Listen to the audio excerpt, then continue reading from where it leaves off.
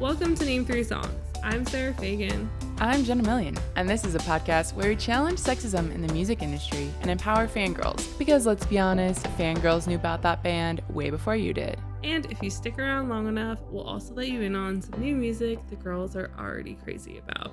And this is just your friendly reminder that if you would like bonus content from us, such as extra episodes or access to a Discord server, you can come join us over at patreon.com/name3songs for all that fun stuff. Jenna, do you want to tell everybody what you've been up to this week before we get into what we're doing today in this episode? You guys, the timing is perfect. I got to see BTS twice. At the time of recording this, I saw them last night and the night before last night, and it was amazing. All my dreams come true. I can't believe I saw them in the flesh. I flew to LA for this. I spent dollars, okay? I flew to LA, I got an Airbnb, like, dreams come true. Was this the first time you felt like a fangirl since the One Direction era? Probably.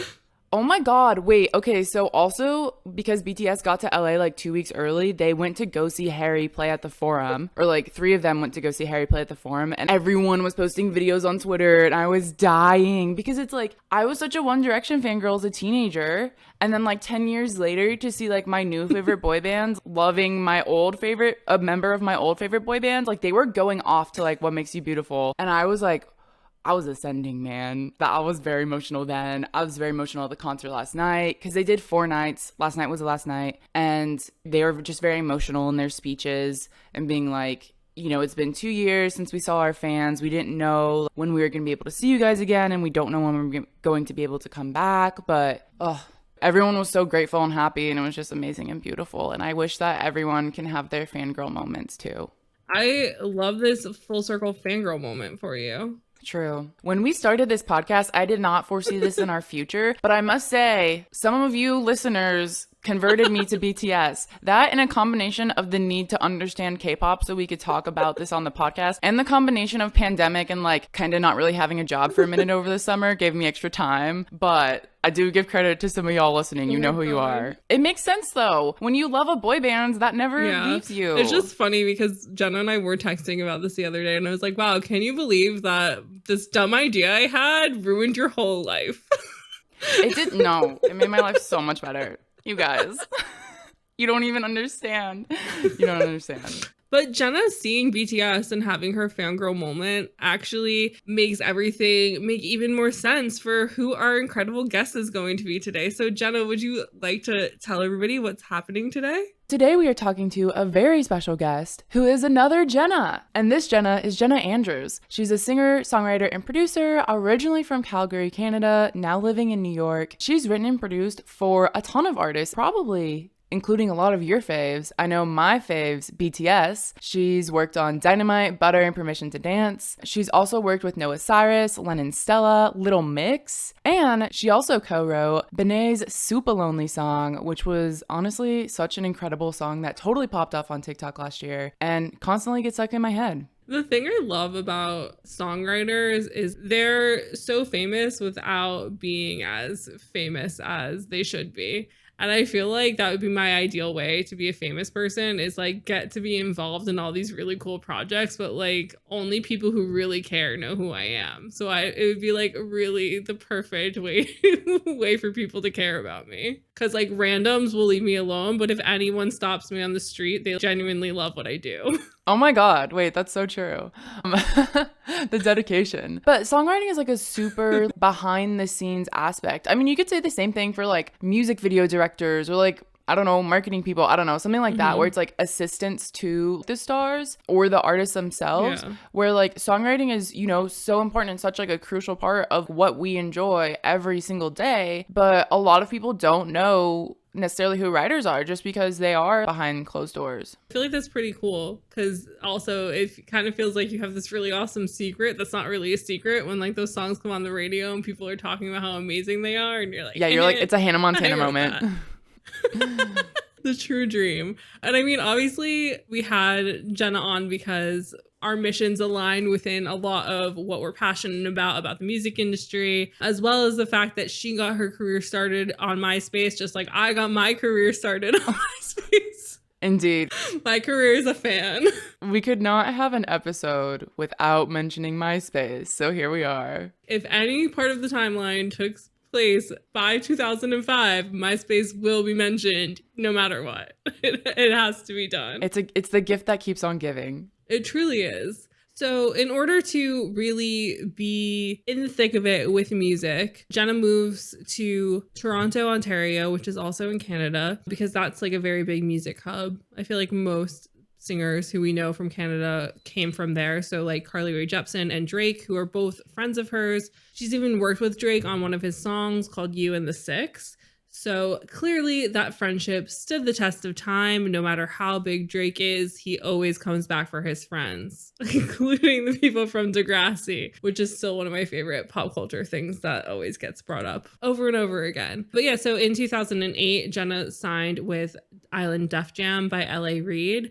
And L.A. Reid pulled the "we're signing you right now, close all the doors" situation, being like, you're going to be the biggest star in the whole world. And people don't usually get signed this quickly, like men like to do to young girls who don't understand how the music industry works. Yeah, it's the big hype them up and treat them like a superstar and make them believe so many things and make them think you're giving them everything they want. And so she signed the deal with Island Def Jam and she put out a single and an EP and 3 albums that never saw the light of day. And so she ended up going more into like the songwriting and producing field. And in 2016, she announced that she had signed as a songwriter for Sony ATV Music Publishing. And she started doing like A&R consulting also. She signed Lennon Stella as an artist to the label. She'd also continue working with others like Noah Cyrus, as I mentioned earlier, Lauren Horegi from Fifth Harmony, and songwriting with others like Jennifer Lopez, Jessie J, Tori Kelly, and Lily Allen. And then in 2019, Jenna announced that she was working with Barry Weiss on a new publishing group called 27 Music, which she has been doing ever since and has brought us so many lovely hits of the past years, including Dynamite and Butter. Honestly, for an unexpected career trajectory, I think that it's incredible where a path of kind of sadness of being told your music's going to be everywhere and it just not, to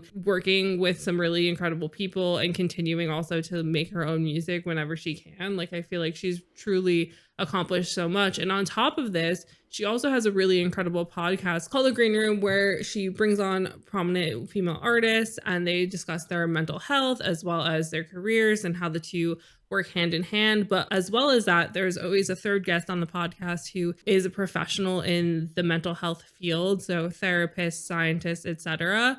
And so it's a really incredible step forward in the mental health advocacy fight within the music industry and just within the world of making it clear to people how important discussing mental health is and being open and honest about what you're going through. And yeah, so she's definitely doing incredible things with the hand that she's been dealt in the music industry. And I could not be more excited that we're getting to talk to her today. I think it's also one of those things where it's like, if you're trying hard to be one thing and life is like, nope, then it points you in another direction. It's not necessarily a bad thing. It's just that it's like you're realizing your true potential and like following the path that's meant to unfold how it is. And so I think she's definitely like a great example of that and really honing in your skills and not necessarily limiting yourself to just one thing. So yes, this is a really wonderful discussion. We're really excited to have Jenna here.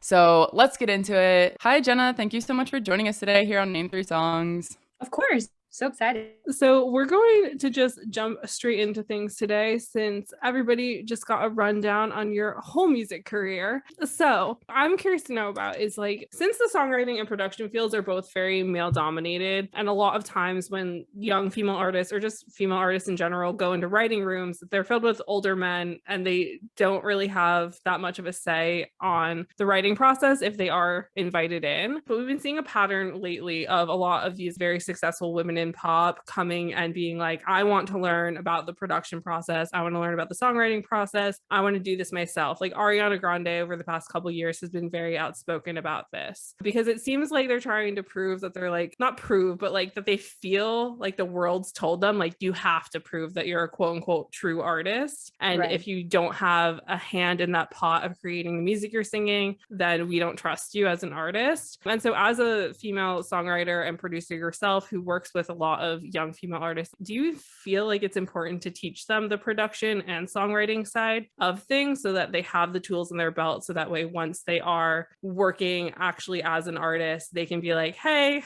My voice is the most important one here. We are writing for me. Absolutely. I actually wish that I knew that before when I was coming up as an artist, just because it's like, you know, a lot of times you spend so long on the detail of a song, right? So it's like, Mm-hmm. you know, there's so many different ways to consider production. So for example, like even vocal production, right? It's like that was a way that I got into it because I love harmonies, I love arrangements. So I was doing it naturally, but I just didn't realize that you could actually monetize that or have that be something that's of value, you know, and obviously the experience of doing it too, because you realize how much the arrangements and the vocal aspect and how you put it together contributes to how the song is going to sound ultimately, right? So there's that. And also like in terms of production, it doesn't always have to be like, hey, the guy, you know, we're saying guy now, it is mostly guys, but a lot of times down to be like you're the one engineering or programming doesn't necessarily mean that's the production, you know what I'm saying? So it's like, hey, like to be able to say, oh, I hear the kick this way, or I hear the snare this way, or I hear the toms this way, or I want this string part, or I want this chord played, or this is change this chord to that. That's production.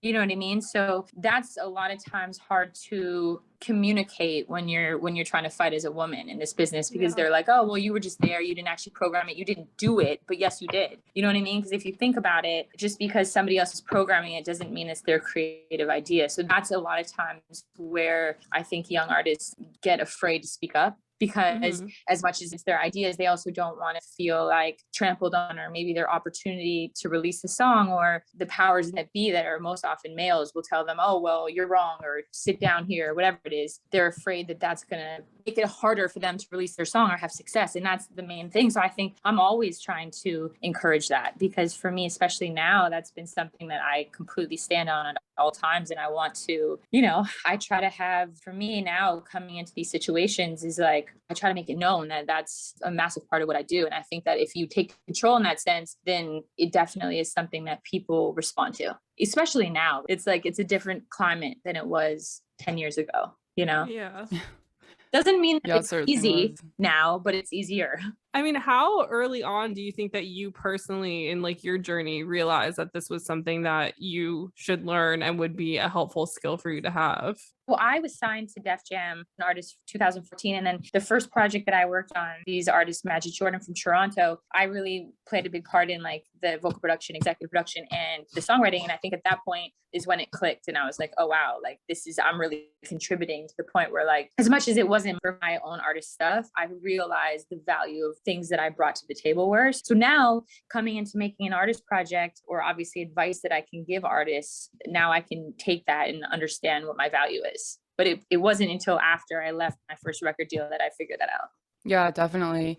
And I mean, going off of that too, so as we mentioned, you work with a lot of young female artists, and you've mentioned in the past in your interviews how important it is for you to kind of be that mentor, help guide them through the industry, and even yourself getting into it so young and not necessarily having the industry background or know-how or all of that. It's so easy for young women, especially, to get sucked into bad deals or not necessarily know what they're getting themselves into industry-wise. And so in addition to just, you know, songwriting and production, do you feel like there's other things that like young women going into the industry should be aware of or know so that they have like better shot at succeeding? Yeah, I mean, okay. So, you know, it's funny because I think a lot of it is like trial and error in terms of like actually having to be put in that position. So the advice would be to be able to stand on what you believe in, you know, because ultimately my biggest regret, especially being with my first record deal, is to always kind of be a yes man. And you don't have to be that way. And I think as a woman, that's so much more common, because especially as a young female, you just feel like all these older guys are telling you what to do. And that makes you feel like, again, going back to what I said before, it makes you feel like if you don't say yes, then you're going to affect your release schedule or whatever it's going to be, right? You're just going to think, okay, well, if I say yes, I'm going to be better off. But I think now in retrospect, it's always better to say no, because there's so much more power. People don't think you're weak. So even if it does the first time, the second time it will get better. And I've learned that now as a songwriter, as a producer, vocal producer, when I put my foot down, even though it might cause a fight in the beginning, and that's not comfortable because there's no one, you know, I'm definitely not the type that loves conflict, you know what I mean? So I'm definitely like a people pleaser. But when it comes down to doing that, it's so interesting to see the response you get, because as much as it may light a fire for the first couple of days, usually if they really want the record, or if they really want whatever, they're always going to come back. You know what I mean? So at the end of the day, as an artist, if you want to put your foot down. And also, okay, on the flip side, you have to recognize this. If you have one shot to show people what you can do, not even one shot, but a couple shots or whatever it is, and you put the wrong music out that you don't believe in and it fails, like you fail on their terms, not yours. And that's a massive thing, right? So you have to think like you still want to put in the world what you truly in your heart believe in, because otherwise you're not actually going to stand by it. And I think of all these things where it comes down to the manifestation and the universe and all these things that like, are you making what you're supposed to make? And I think if you don't feel that and you're doing it just on somebody else's terms, you're not going to ever feel good about it, even if it's successful. Because guess what? You're going to have to, if it's successful, that means that's now you. And that's even worse. Yeah, then you're conforming to something that's like not true to yourself. Yeah, so at some point it's going to blow up, right? Because it's like, think about that. You're going to make a single that everyone's going to know you for, and they're going to expect you to deliver something else like that, you know? Yeah, and I think what you said too, you know, it's like you wish you could help so many young people getting into the industry to know these things, but a lot of times it is that like life experience. You have to learn these things on your own. And I think also we've talked about on our podcast, there's such a scarcity mindset around the music industry. It's like, well, if I don't say yes, I'm going to miss this opportunity, or like somebody else is going to get it. Like somebody else is going to say yes if I don't say yes. Yeah. I mean, that's the thing. And like, I guess that's what I mean is like, based on that alone, people prey on that. Yeah.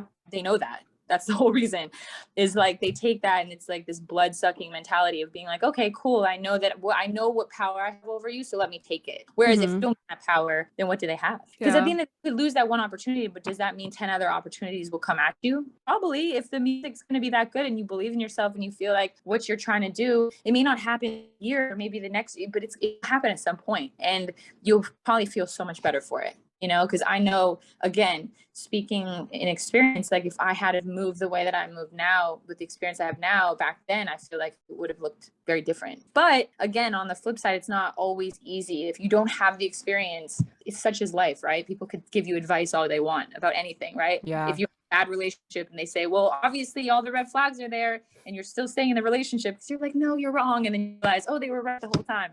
So, you know, like it's a tricky thing because you can give the advice, but you still in some sense have to live it and understand it. But I think to know that it's something that's very real and works and hear that from people that have done it is still valuable for people to hear that. You know what I mean? Yeah, I completely agree.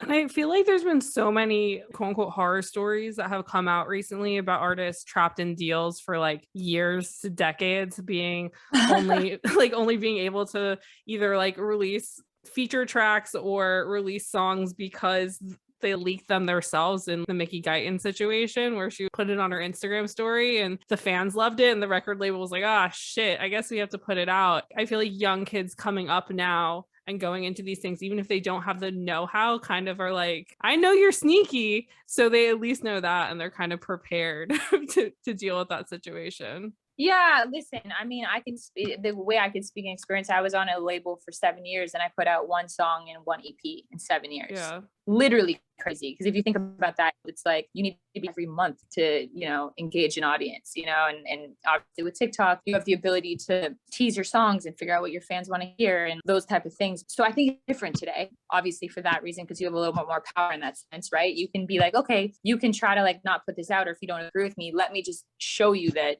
my fans want to hear it. So in that sense, it's a good thing, much better than it was before. But then obviously it's still, I mean, it is hard, right? Because it's still up to you to be able to get that audience and hard to build that. But again, more to the power of you being your own hustler, taking your career into your own hands and not relying on other people to make them your like circus pet or whatever. like, you know what I mean? Or puppet or whatever. Taking charge of your own career. It's massive.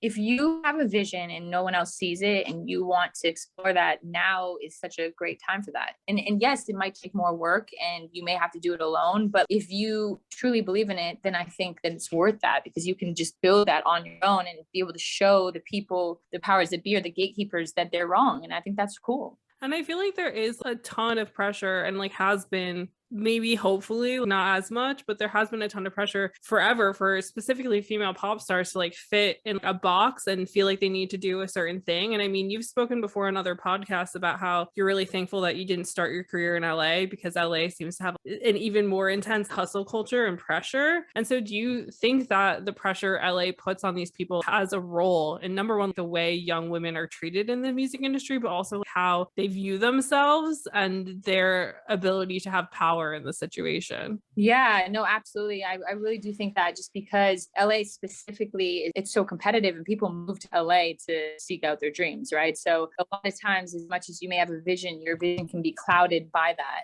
And you think, you can completely change who you are if you're not grounded enough going to LA. So I was grateful for the fact that I was able to develop in Canada, because I think for me, coming to LA was a time where I was like more prepared for that. But I think had I grown up in LA and felt that energy, it may have been different, just because people so easily want to follow trends. And that's not typically what creates a career that can sustain for a long time, just because it's something unique to make everybody, it's like, that's what makes a person unique. You know what I mean? Like, you want to be able to be like, okay, I like this artist because they speak to me in a way that no one else does. That takes bravery. And that's hard sometimes being in LA. And also too, for a woman, it's like the age thing. It's like all of a sudden you're 22 and it's too old. And that's crazy. You know what I mean?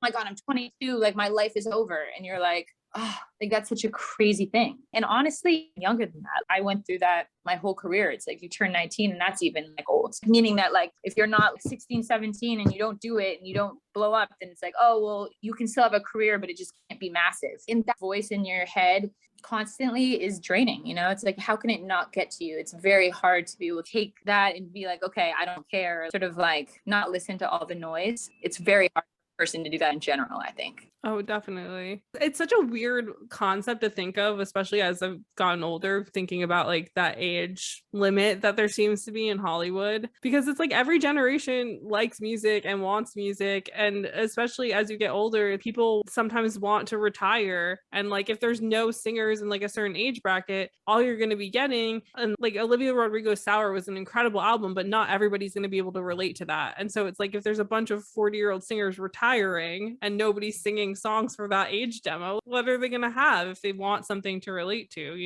No, I 100%. And by the way, it's not necessarily entertainment. It's very much a music thing, because in like the acting world, it's not as relevant. Why? Because for exactly what you said, there's every movie or every show has different age groups of, it's like you don't just have every show with only a certain age group. You want to see their life. You want to portray what it is. So for music, it happens to be really weird in that sense. And I think they said something like that.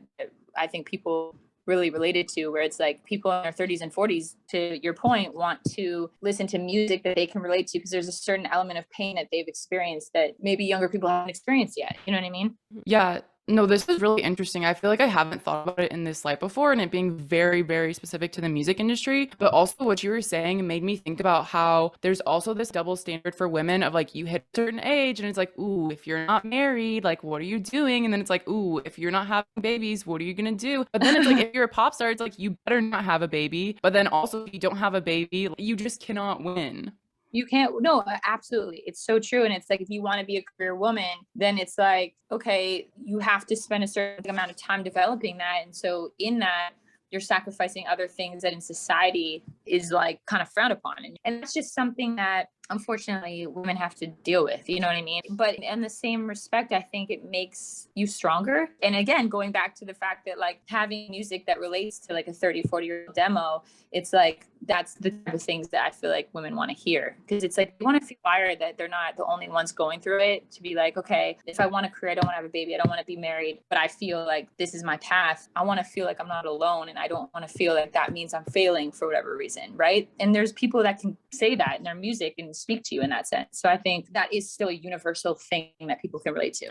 Yeah. And I mean, we just saw Halsey did this with their album. I mean, they just had a baby. They were talking all about womanhood and their pregnancy and just like changing emotions. And then they did that great interview with Zane Lowe where they were talking about this exact double standard. So it's like nice to see that we do have people out there recognizing this and actively challenging these stereotypes. No, absolutely. And I think the more that you do this, the more that some of this will be received. I mean, this has been something that has been going on for so long that you can't expect it to be like this all of a sudden overnight thing where, it's going to change. But also like women are biologically different, right? It's like we're more emotional. There's a lot of things that contribute to why women are the way that they are. It's just in some senses, like I think that it's good to embrace that. But in terms of feeling like you have to dim your light or feel weaker, like that should not be a thing. You know what I mean? but there are certain aspects of being a woman that are different than being a man, which is okay. And I think that should be fine, right? But it shouldn't be looked at in the sense that it's like a sense of weakness is what I'm saying. It should be like a thing that's like, okay, yeah, that's like it's a power, you know? Oh yeah. And like that's the thing that's always so frustrating, and I feel like Jenna and I yell about this a lot, is women seem to be viewed as weak for the dumbest reasons that actually like prove that we're strong, is that like we have emotional knowledge and we know how to deal with these things, and like men need to have video games or golf in order to go and speak with their friends about their mental health. And so it's just like so funny that in the music industry there's like, oh, you'll age out so quickly, or oh, if you get pregnant you might get a call from your like, because Halsey in that Zane Lowe thing was like, yeah, I got a call from my manager and or like person at the label, and when I told them I was pregnant there was just like this pause where I was terrified that they were going to be like, no you're not, because then your career's over. And the fact that that was a fear that she had and that women in the industry have that, it's just like, it's crazy when we, even though percentage comparatively of like women in the top 100 on Billboard charts is like a smaller percent than men, I feel like the music women is putting out is so much more powerful and so much more spoken about. Yeah, and I think that also too, in terms of the emotional intellect, it's like you have to think when it comes down to songwriting or being creative, it's like there's something that's so beautiful about that, you know, and from younger females coming up, there's such a strong relatability to that. And I think that's something a woman can relate to more than a man in a way. And not to say that it has to be a comparison, because I don't even want that necessarily to be to what this is about, but there's just some aspects that I think women can bring out of even a man or a woman that's different than a man can bring from a man or a man can bring from a woman. You know what I mean? It's just, it's the quality. And I think those things are very valuable. Yeah, I mean, they should be celebrated. We've talked about so much on our podcast, like growing up as a music listener and being a woman, it's like such a different and unique experience. And it's almost hard to put into words, but this whole fangirl mentality, which is like a lot of times really looked down upon, it's so special to love music like so purely and like, in this such this like wholesome way of connecting to it that like I don't know that like a lot of other people necessarily relate to in that way. And I think, and this is to say that like men don't enjoy music or can't enjoy music, you know, because I think we each have like this, what you're saying is we each have these like special things to ourselves, and like that should all be celebrated and all be recognized. No, yeah, definitely 100%.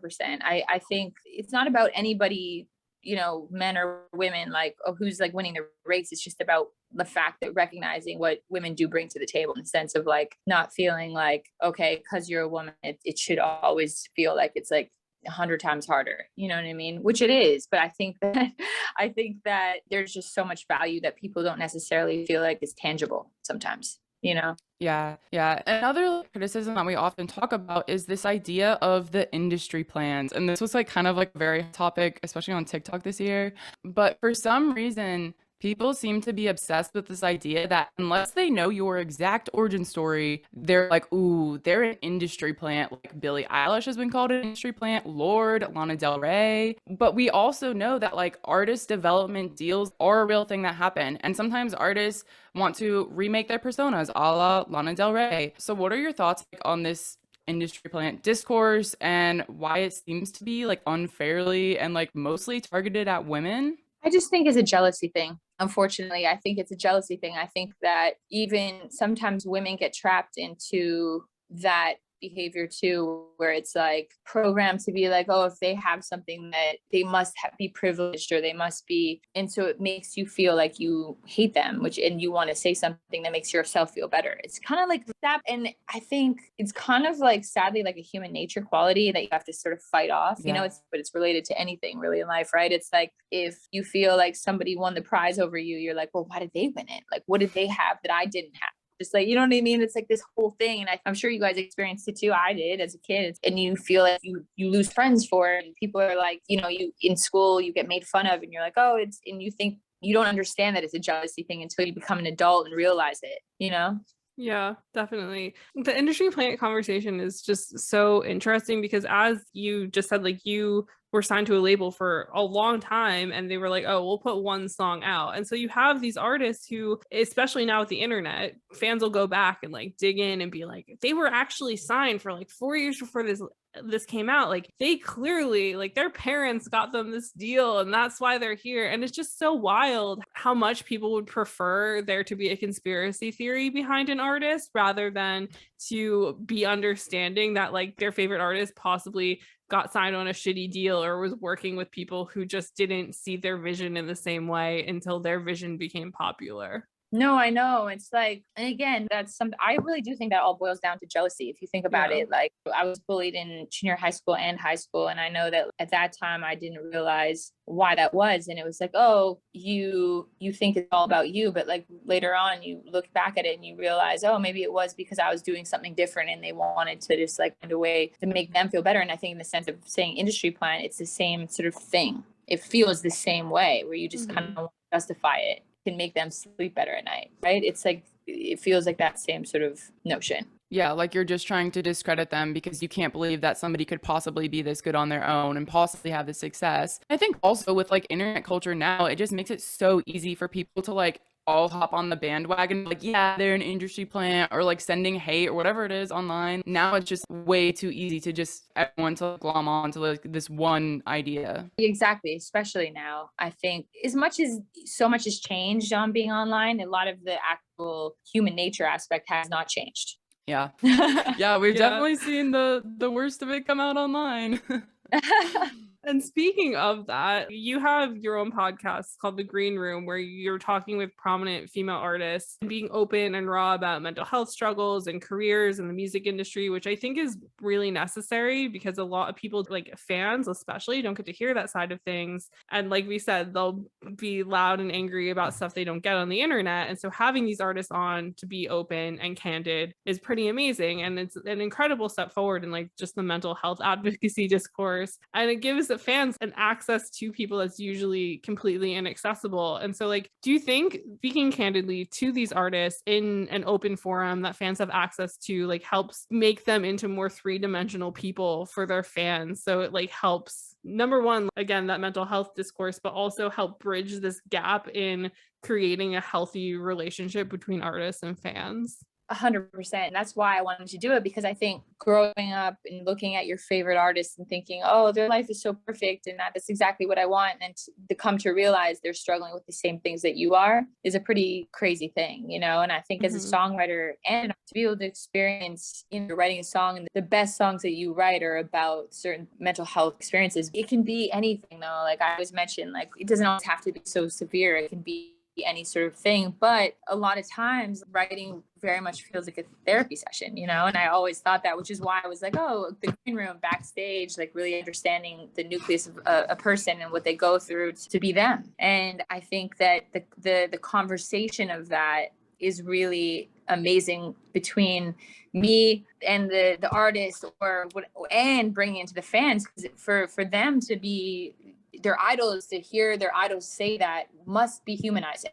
You know, like if I had access to my favorite artists, people I looked up to at the time, whether it be like Mariah Carey or Brandy or whoever, and I heard them say that, I would be like, oh my God, that's so relieving. And I know that they would have had the same sort of, like, I just know it now listening to their music and like understanding the music industry more, that there would have been an aspect of that, obviously, right? And to hear idols talk about that, even what we're saying today, women being objectified or many things that we have to go through, I think to be able to have those conversations and not feel ashamed about it is pretty cool, you know? And in terms of the green room, having like an actual therapist or, you know, a life coach on to actually be like a moderator and being able to actually speak in an edgy forum about these things that are real, you know, it helps everyone. I think it just connects in a way that feels very human. I love that. Like what you said, three-dimensional, makes you feel real, which I love, like, which is harder these days online because everything's so smoke and mirrors, programmed to be these like very unrealistic versions of ourselves. Yeah, I mean, well, that's also kind of what I was gonna say. It is so hard to be vulnerable online. Like, it is so hard. As much as you can try to be authentic, like, you can be authentic and still not be vulnerable online. And so I think, like you said, you know, with the Green Room podcast, but also in the writing room, that's so important to be able to, like, have people you trust in close working relationships when you're making music and even just, like, on your team in general.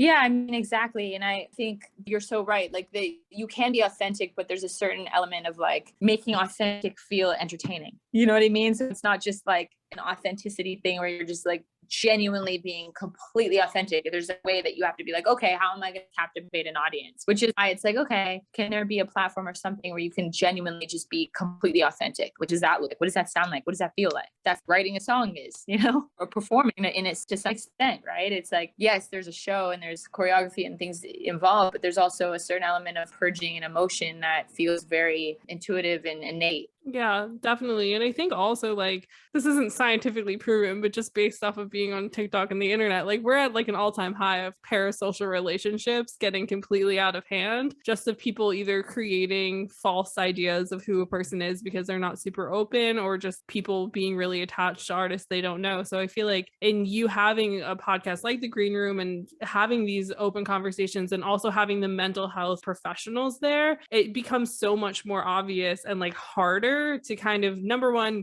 be mad at your faves for like not meeting people or maybe canceling tours or whatever it needs to be when you take your mental health seriously. But I think also sort of helps, again, humanizing these people, and parasocial relationships are never going to go away, but making those relationships less toxic, if that makes sense. No, yeah, definitely. And that's 100% why I wanted to create that, because I feel like it closed the gap a little bit. I mean, listen, it's not an overnight thing, but it's definitely that I feel like has a cathartic aspect to it for me and for whoever's listening and for the guest. Completely agree. I mean, all of this, everything we're talking about today, it's like, it's an ongoing process. And as you said, it's not an overnight thing. And I mean, it's really great to have like these conversations with people like you, because it's like, we're on the same page, like we're all working towards the same goal. And then like, as you said earlier, there's still people in the industry who like see younger people who are vulnerable and like see that as an opportunity to like take advantage of them. And considering like the gender disparity we still have in the music industry, like within our little bubble, it's so nice to see that like, we're empowering each other. But then sometimes you look at the big picture and you're like, oh, there's a long way to go. I know, exactly. But you know what? I don't really look at that as being scary anymore, because I think the sense of having a long way to go is honestly inspiring, because you think, okay, like it's a challenge and you want to continue to like, as long as you're moving forward, right? You don't want to be backwards. So as long as you're trying to make a difference in whatever you're doing, you feel like you're doing it in an authentic way that speaks the things that you want to speak. It's like every day feels like, okay, let me just continue plugging this forward, even in a music sense, right? It's like you can be the biggest artist in the world, but it doesn't mean that you've ever arrived. I never believe in that sense of arriving, because I think in that sense, you're complacent. You don't want to feel like that. You want to feel like you're doing to make a difference in whatever you're doing. And I think that all these conversations relate back to that. Yeah, definitely. I mean, that's a really good outlook on it, because I feel like sometimes Jenna and I do get overwhelmed. We're like, wow, we've bitten off a lot more than we can chew, and saying we want to fix all these disparities in the industry. But it's like, again, like talking to somebody like you and just talking to any of the guests we've had on the podcast and realizing our small steps forward are still small steps forward. They're moving forward and they're opening up discourse and conversation amongst friends and other professionals in the industry. And just like, if those conversations keep happening, that's how you see bigger steps from like the small step you initiated. Exactly. And I think that's a beautiful thing. And I have to remind myself that every day, to be like, okay, cool. Like this isn't about changing the world in one day. You have to just build conversation and feel like you're moving forward. I mean, that's the only thing. It's like when you start to move backwards in your own perspective goals or things that you're trying to achieve is when you can, it's hard. But if you, as long as it's like on your path and you feel like every day you wake up and you feel like you're making steps to move forward, I think that's a positive thing. Yeah, for sure. So speaking of people being mad about nothing, we do want to talk about BTS and Butter for a second.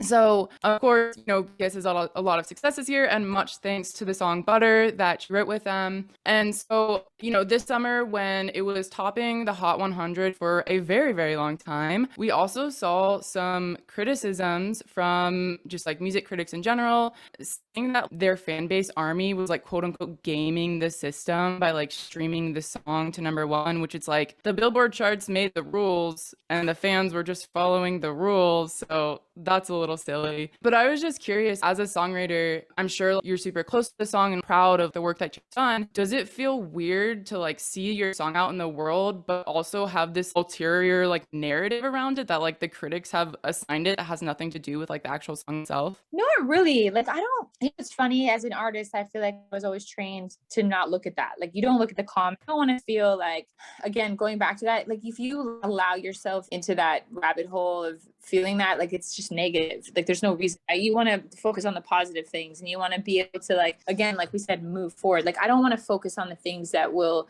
detract from what's going to take you to the next point. So I think that for me in that song, I'm just like excited about the great things that it's achieved, right? And you don't want to focus on the negative things. And I think that's nature too. People are like, oh, I have like all this stuff going on, but like one tiny thing, it's like you could have like one nail chipped and be like, that's your focus. Like, I don't want to try hard not to have that be the narrative, right? And I think that that helps me to get up in the morning and feel more inspired to go about my day. You know what I mean? Yeah, no, definitely. I mean, it's how you decide to look at life, because it's such a choice. Like you just said, do you choose to focus on the chips nail, or do you choose to focus on the rest of your amazing day? And I think that really affects like how people navigate through life. But also, I mean, going back to online comments, do you ever feel like there's times where you just like need to step away and be like, I don't need to be a part of whatever conversation is happening about this right now. This is happening over there. I'm going to separate myself from that. Yeah, 100%. I mean, think about it. It's like you could literally have 1,000 people tell you look amazing, and then the one person tell you look so bad, and that's all you focus on. Or you have a song that everyone's like, oh my God, it's the best song ever, we love it, and then like one person like says something, they're like, this is the worst song ever made. You can't focus on that. At the end of the day, like, also something to be said about art is like, if you don't have different opinions and the love and hate factor, people don't feel affected by it in a way that doesn't always have to be like, we love it. That's what art is. You have to be able to accept that the fact that when you're making art, people are going to receive it differently. You know, like that is a part of making art. Yeah, you're never going to please everybody. Like in everything you do, art, being online, having opinions, you're never going to please everybody. And want to is the minute you're going to become mediocre. And I think being a Canadian person, like in being a people pleaser, that's something that I constantly work on, just because it's like the second that you feel like, okay, I'm 10 people in the room and they're going to be very different people, I want to impress all of you, means that then I lose my sense of uniqueness, right? Like, how is that, or individuality? Because obviously to be able to do something that all 10 people are going to love in the same way is impossible. So I just feel like it's something that you constantly have to remind yourself of. And just because two of them hate what you do doesn't mean that it's not good. You know what I mean? Yeah, online discourse. Online discourse is a mess. And I feel like everybody obviously is going to have an opinion. We do an opinion podcast. So obviously we know. Right, exactly. Sometimes I'm like, I wish people could just stop having opinions online. And Sarah was like, but then our podcast wouldn't exist. And I'm like, okay, fair. And I'm like, they're educated opinions, but the opinions are good. I mean, listen, it's definitely like, I appreciate it because we want that. I mean, at the end of the day, it's fine. Like, to hear what other people, it's interesting to me. If anything, I'm like saying how people are receiving it in a way that I wouldn't even know, like, they would receive. You know what I mean? Yeah. And I feel like if people all had the same opinion, like you were saying with music would be boring. And it's the same thing with discourse. Discourse would just stop if there was no reason to like have a rebuttal or other thoughts, you know? Exactly. There's just so much to it. And so I do have a question that's kind of off topic to this, but it's, as you are a songwriter, it's something that I must ask. So we've done 2 episodes on this podcast about like the underlying misogyny that pops up in lots of song lyrics, from Taylor Swift's Better Than Revenge to like literally any pop punk song that's ever existed. And there's like layers to how obvious this misogyny is. And recently, Jenna and I both have been like very frustrated with Stay by Justin Bieber and Kid Laroi, and how it kind of romanticizes toxic relationships. And we're like, it's 2021. You could have maybe had a woman involved in the songwriting process. 9 people are listed as songwriters on this song. But so like when you go into writing sessions with other people, or like even working with male artists, do you have to put your foot down to avoid these misogynistic tropes? Or like the fact that you are you is enough power in the room for that not to happen? Or like, what is it like being a female songwriter in a world of Stay by Justin Bieber? Oh my God. No, I mean, it doesn't hurt to become, like, obviously when you have more legs behind you and you have credits, like, it does feel different, but it doesn't change in that sense. Like, you still, if you're the only female in a male run room, you still feel like, in a sense, like, okay, it's not even like in the sense that they're like, oh, your ideas aren't good. It's just that what I really find is that guys really have such a different viewpoint on everything. And females, it's challenging because you're like, what you think sometimes what a guy wants to say is something that a girl doesn't think about. So that's something that I've also been mindful in the sense that I'm like, oh, okay, well, like that's interesting to me. So there's also an art to be able to step back and understand what that is as well. Because if you think about it, there's a reason why I've been really good working with young females or females in general, because I feel like I relate so deeply to what I feel like we want to say authentically in the same way that guys relate to each other in terms of what they want to say, right? As much as we may be like, oh, this is like a topic that feels very polarizing or may not feel comfortable in that sense, but it's still real. And like, I think like if you think about a lot of the songs that The Weeknd has wrote, or like, you know, those are a lot of guys too, but at the same time, like guys relate to that and there's an audience for that. So you can't necessarily, I have to look at it sometimes like that.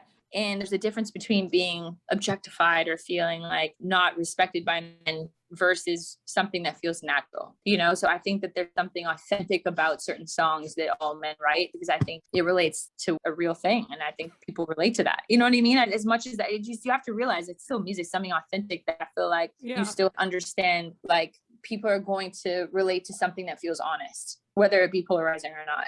Yeah, I mean, that's a really good point. And I feel like it's that same thing where like when we've done these episodes, it's like the song's good, the song makes points, it's just kind of mean to us. There's an honesty to it. I'm always about like, okay, what is the, like, let's not fake it. You know what I mean? Yeah. I'm not saying that we should be saying that like, okay, be mean. It's not about that. It's about what does this artist want to say or represent? And it's like in that certain element, can a girl say that in the same way? Like, sure. You know, like, and maybe they can in some instances. I think what a girl wants to hear a guy say is pretty cool. So when a girl can like, when I can express, oh, this is a cool thing, they're like, oh yes. And then it can relate to a woman in a way that they wouldn't understand how to relate to a woman. There's a lot of different ways that you can go about it. But the more I do this, the more I realize like there's a reason sometimes where females relate to each other so much differently than men relate to each other. Yeah. And I think that's also going back to like the vulnerability thing we talked about of being comfortable. It's not like you're only ever going to be comfortable with people of the same gender, but just being around people who have the same understanding as you, same perspective, background as you, you're always going to have that special connection with them. Yeah. And I think about it, it's like, as funny as it sounds, it's like if you're going to be in a room full of guys and there's you and a female artist, right? Mm-hmm. Or whatever. Okay, not even female artist, just me and 10 guys. Am I going to be like, hey guys, do you have a tampon? Like, no. Do you know what I mean? It's just like, I'm just being real. It's like, if there's a girl, you think that the girl is going to be like, oh, hey, who's she going to ask first? I mean, there's certain things that are like, it's fine. It's just like part of it's an honesty factor. It's like, it's just life.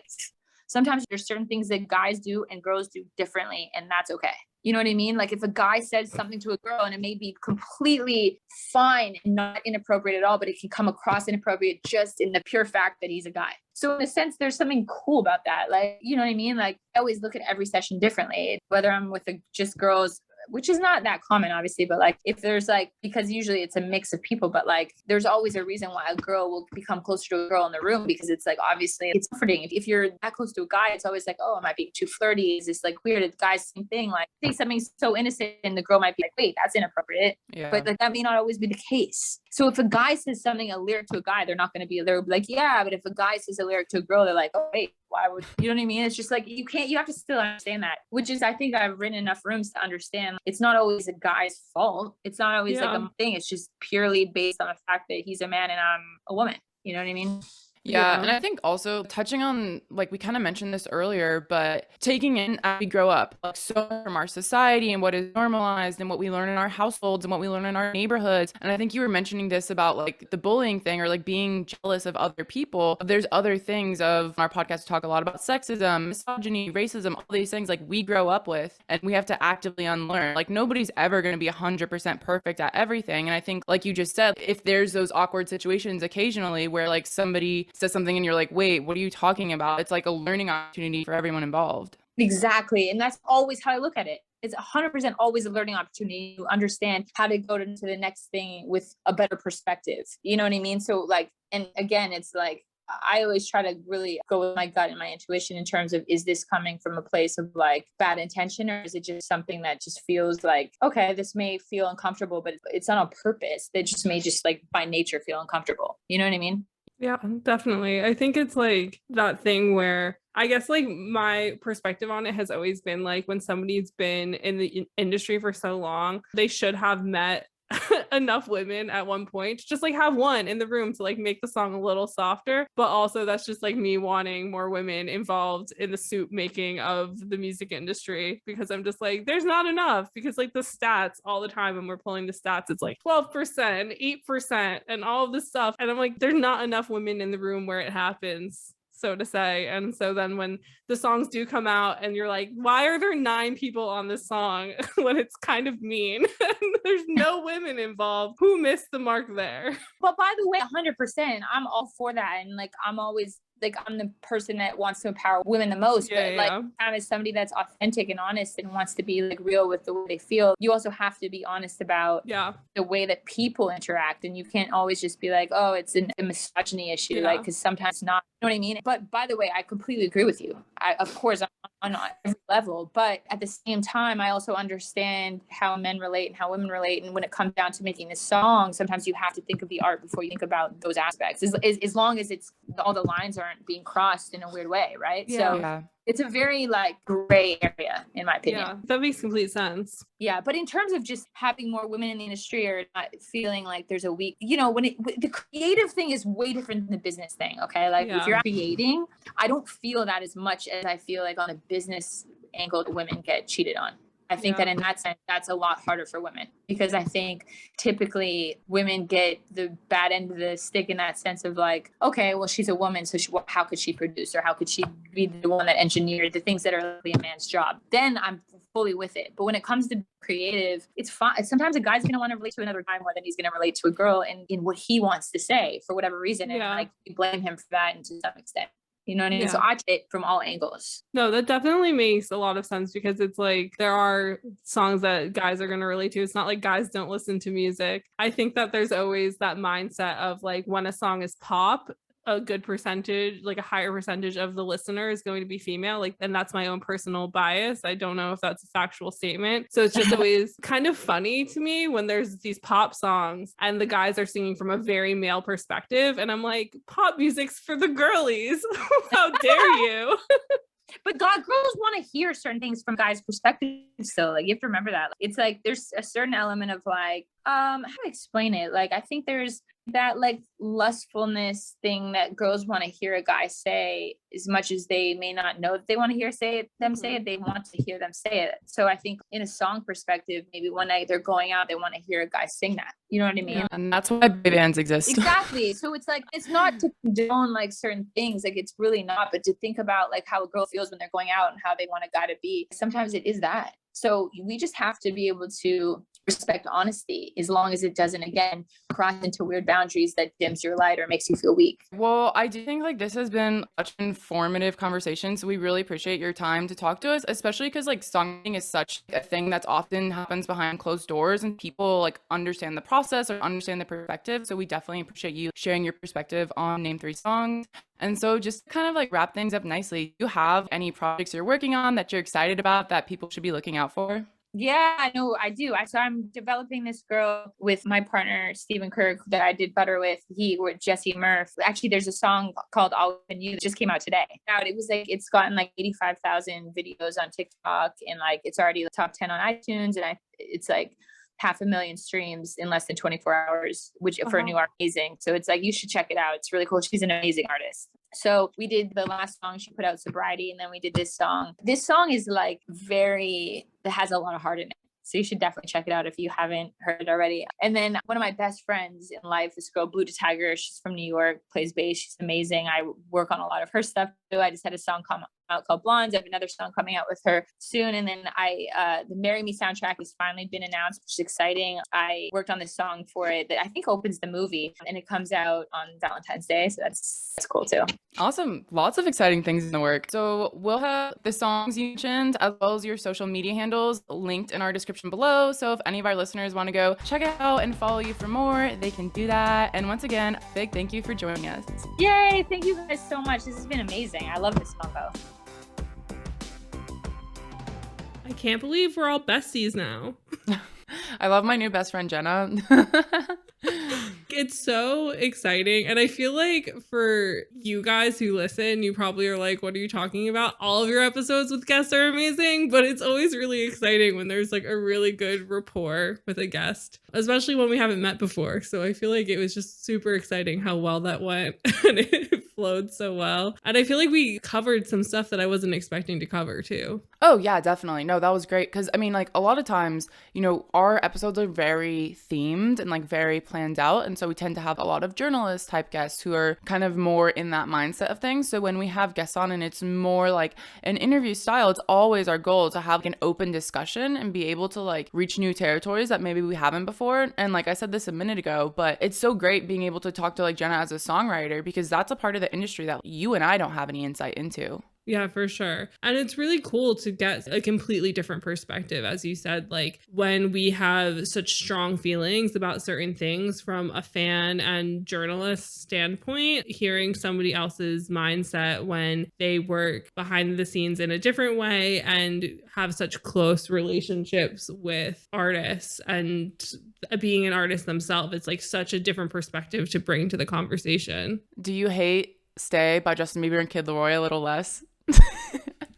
I feel like she rationalized it, but also I'm like terrified of how much power she had while she was rationalizing it.